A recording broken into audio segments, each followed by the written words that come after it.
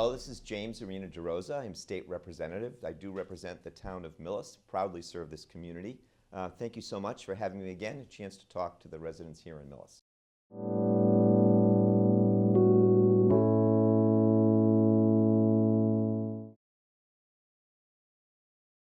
So the situation with the federal government is a serious one. We're monitoring it closely. One of the challenges, of course, is that we're going to talk about what's happening today, but when this airs publicly, there may be 10 more things that this administration does. And every administration, it's in their prerogative to review the budget. The Clinton administration did that, so did Ronald Reagan, but I think it was a little more thoughtful the way they went about it, talking to the people impacted. We are closely looking at those cuts. The governor has put a dashboard in place so people know what cuts are coming, because a lot of questions we're getting is this program being cut? Is it not being cut? And that's tracking it very well. There's already been about $350 million in real cuts that we have sustained here in Massachusetts. Sadly, a lot of them are coming in two of the areas where we lead not only Massachusetts and the country, but the entire world around healthcare and education.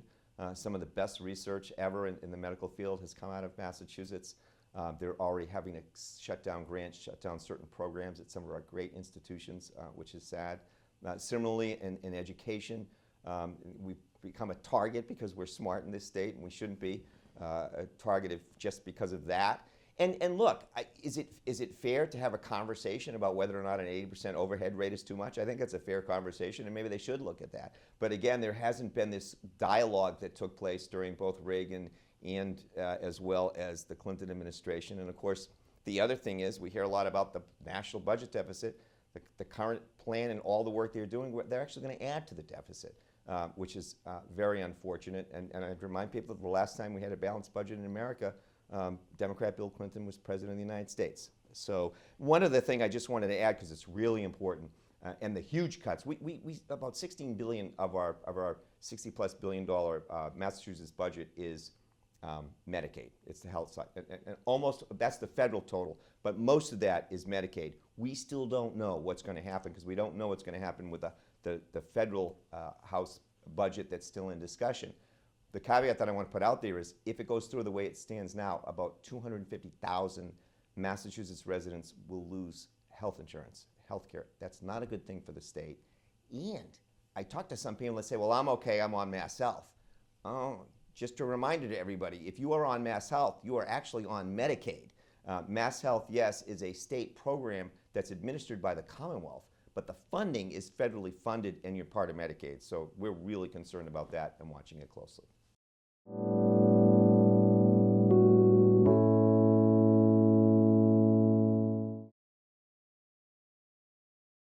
The increase in utility costs has been frightening. I got several calls to my office. I looked at my own bill. I mean, and it went up really high, and I was like, what is going on here?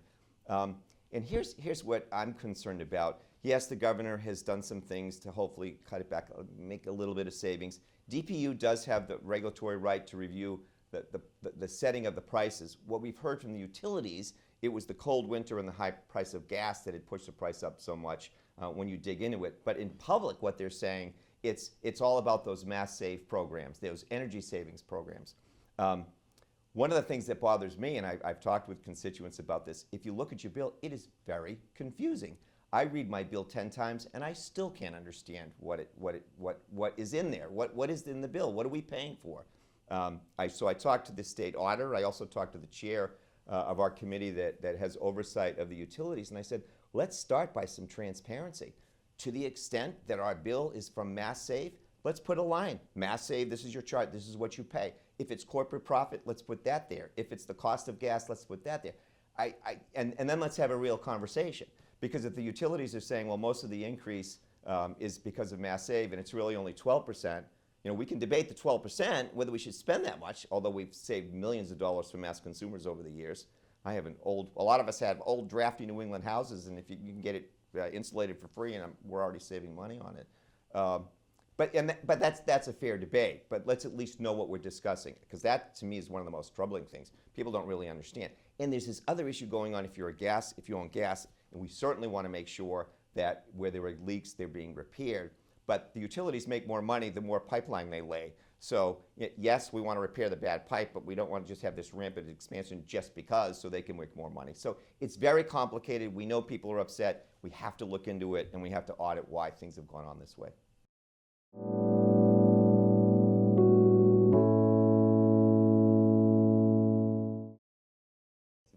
The shelter system in Massachusetts was set up for emergencies, and it's been kind of overwhelmed in the last couple of years because of what happened. We've done our best to make sure people are taken care of, but it got very expensive. The governor and the legislature put in new rules that there's a limit now on how long people can stay, and we're getting the numbers down. All of the hotels and motels are going to be shut down by the end of the year, which I think is important. And hopefully there'll still be places where people can stay on a temporary basis. A couple things to just put out there, because people talk about these things. Everyone that is in a shelter that the Commonwealth of Massachusetts is funding is here in the United States legally or a resident of Massachusetts. There are no immigrants that shouldn't be in the United States that are in those shelters. That's one of those myths that's out there. Related to that, however, I mean, because it is integral to the whole challenge with the shelter system being overloaded, I have a few comments on just what's going on with immigration. And I think sometimes Democrats have conflated good border control with treating people with dignity and respect. I happen to be the grandson of immigrants, proud of that. Certainly want to give people a chance. We have thousands, our small businesses in Massachusetts are thousands of workers short. They're asking for more workers. So if we do it right, it could make sense.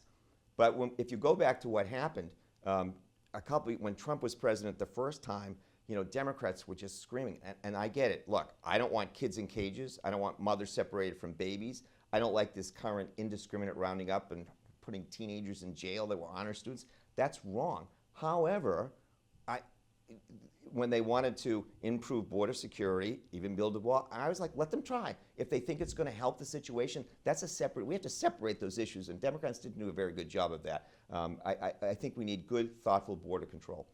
Related to this as well, what happens to people when they're in shelters or when they're here in the United States?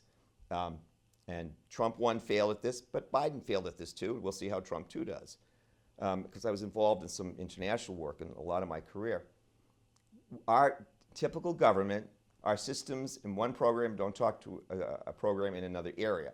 So at the border, when people are legally allowed entry in the United States, these are legal immigrants, and they're allowed in under various programs, and the Trump administration had certain programs, Biden did too, and they're getting looked at. But as people come in here legally, I kept arguing, why don't we then say at the end of the process, welcome to the United States, and here is your work permit, so no matter where you go in the United States, you can contribute to the community that you're going to be part of. It's common sense. I don't know why we don't do that. No, we put them at the bottom of the list, and they have to start all over again getting a work permit, which hurts everyone. They want to work and make money and pay taxes. It's better for communities, and our businesses need workers as well. So we have to be smarter about the way we approach this whole issue. I do think, back to the costs, and I talked to the auditor about this, when all this crisis first broke, several of us wanted to, because we had done multi-billion-dollar emergency relief, worked with people from different cultures. We wanted to talk about how is the money being spent, how are the contracts being set up. Governor's office had kind of a tin ear and didn't really talk to us. I think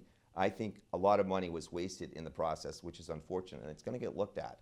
Not that there weren't important things that happened, and sometimes in an emergency you have to act fast, but we could have been more thoughtful along the way.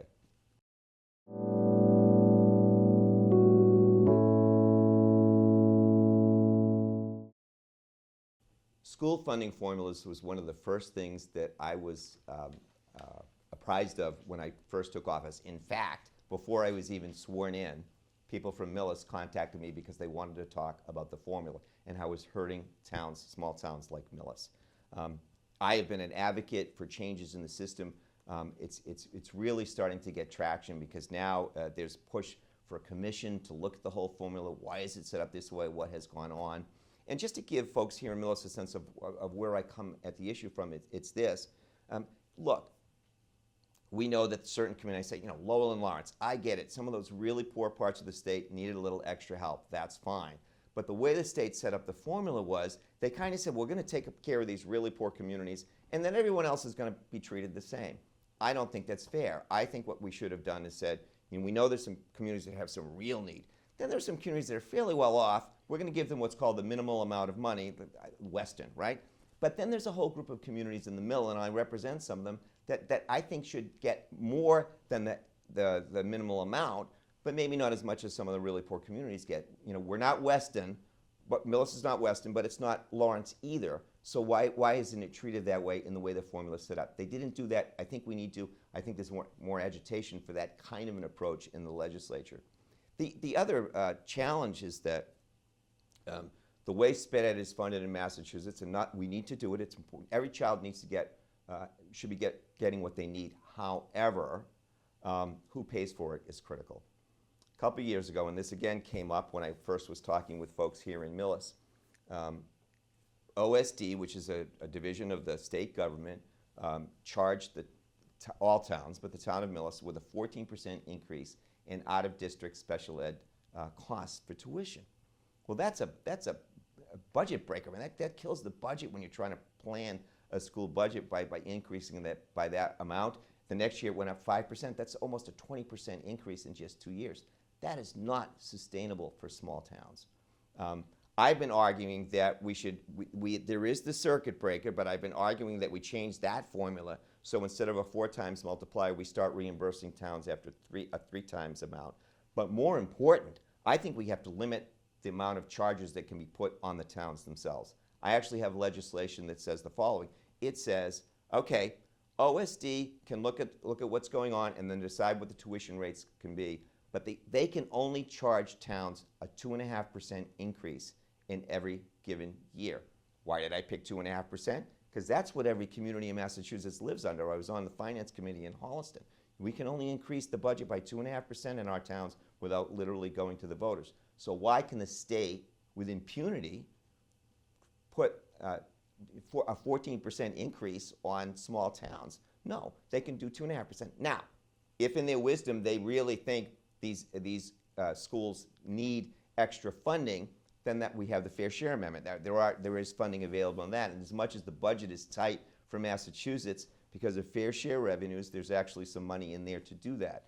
I want to make sure kids get what they need, but I'm worried that we have privatized special education and it's getting very expensive. I don't know why there's not more collaboration and cooperation among the towns in the area, and there's some beginnings discussion about that, about centers of excellence, about students being able to just, instead of having to drive an hour and a half away from their homes, maybe only have to go to the town next door, or having teachers go around to different districts as part of their day. We have a lot more work to do, but I think there's this growing interest in solving the problem. It's killing the budgets, the small town budgets in Massachusetts, and particularly in our area. And it's also much more difficult with towns that have we have some of the highest percentage of senior citizens. So they're looking at like home values, but we don't have the income necessarily because a lot of people are retired and would like to stay in their town. So lots of challenges, but a lot of work to do, but I'd like to think we're making a little progress.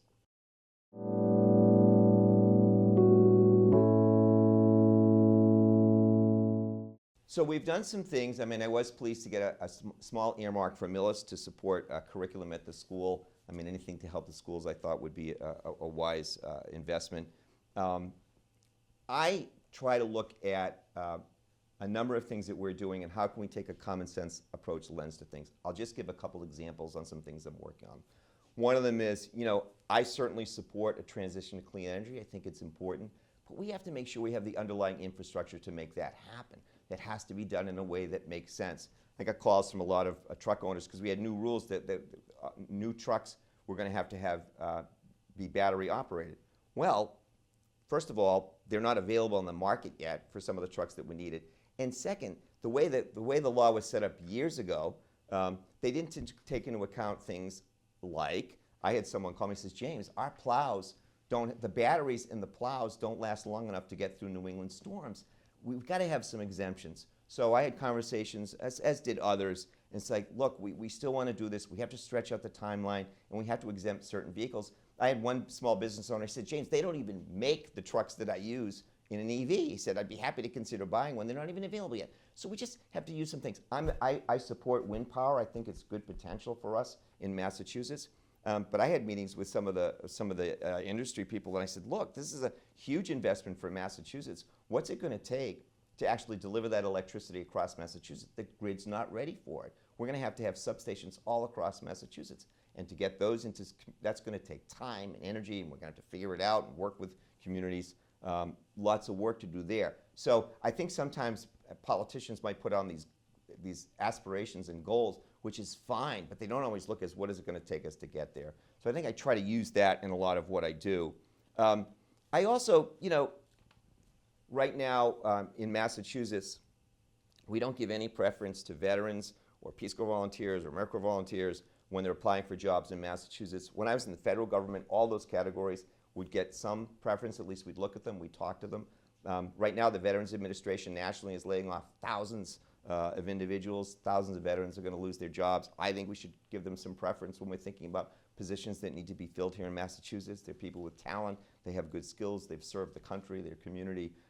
I think that's something we should do. We'll see where that legislation goes that I have put in. I think in general for me, though, and sort of as a wrap-up in the work that I do, because I was asked when I first ran, if I could do one thing as a representative, what would it be? And I talk about this in all the committees that I've been, because I've been on agriculture, I've been on small business, veterans, public service, housing, that we should be talking to the people that are impacted by the policies that we make. I'll give a very specific example of something here in Millis. I had great meetings with the Housing Authority. I have a wonderful housing authority here in Millis, and we actually had the head of Livable Communities. They changed the name of it. It used to be just called the Housing Secretariat, but it's the same person. He's been great. He's actually come out to a lot of my towns. But in conversations, one of the big things that came up was the whole application process is just so onerous. People can just check off. They used to be able to check off, well, I'll live anywhere, which is a nice sentiment. But then, so they'd be sending out 200 applications, and the local housing authorities would get inundated with people who didn't really want to live in the community. And it comes from the days when people were sort of shut out of certain towns. So I understand that. I certainly want public housing to be available to everybody, but we should also be able to take into account in the system some local preference for local people that have served the town, worked for the town, veterans, senior citizens.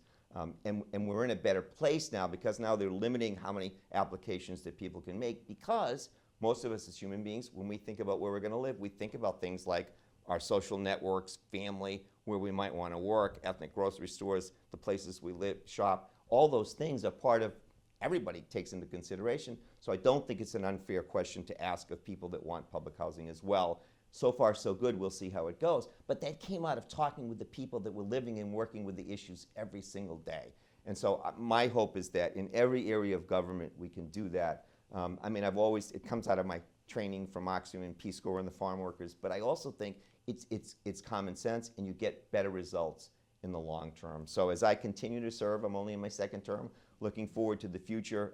Really am honored to serve the residents of Millis. If anybody ever needs help with anything, and they'll put this on the screen, please reach out. You can reach me by email, james.arena-derosa@mahouse.gov. You can also call my office. They'll put the number right up there on the screen.